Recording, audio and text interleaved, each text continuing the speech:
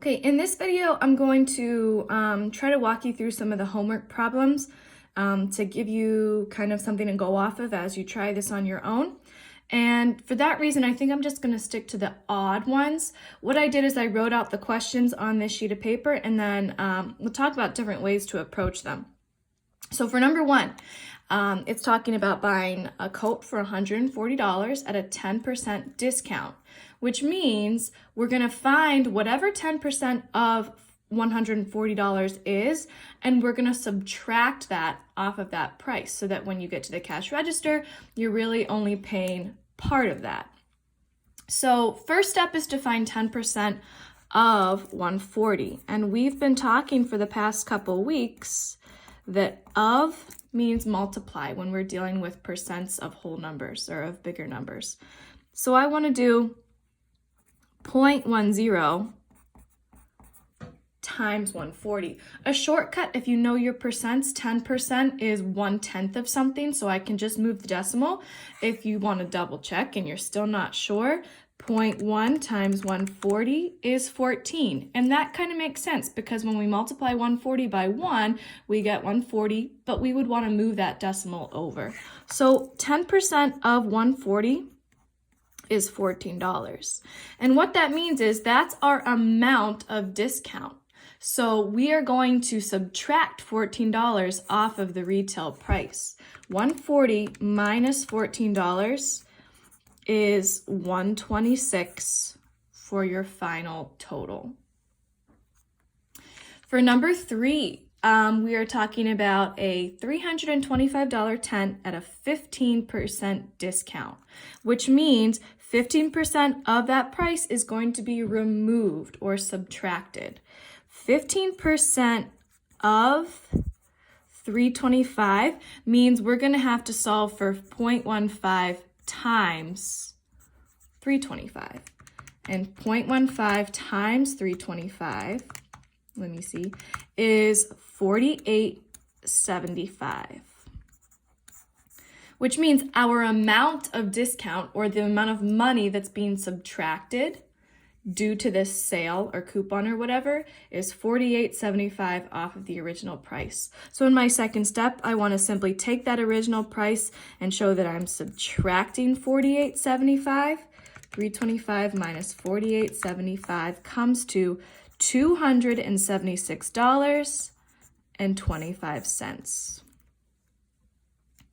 For number 5, same process again. And I think for number 7, I'll show you a shortcut, but let's find 40% of the cost of these tires. So that's 0.4 or 0.40 if you are still getting used to writing those decimals, times 96.25. I get $38.50. Now, since that's being subtracted, I want to take that off of the original price, which is $96.25 minus $38.50. And when I type that in, I get $57.75. I do kind of want to show you a shortcut for this. You can do it this way, you don't have to.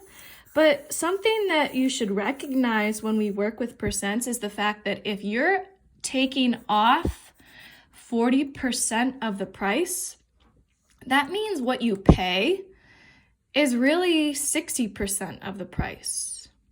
So we could kind of do this in one step. We did 2 steps up here, but if we recognize that 40% off leaves 60% remaining, we can kind of consolidate our work. We could just find 60% of the original price. And 0.6 or 0.60 times 96.25, because 60% of means multiply, actually comes out to the same thing. It's $57.75.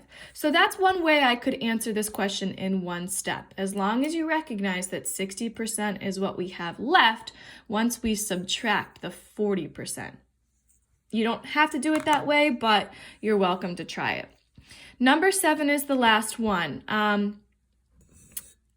I believe $39.99 was each coupon.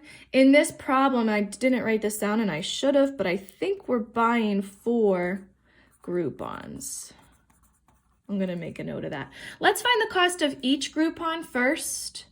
So if it's 50% off, I want 50% of $39.99.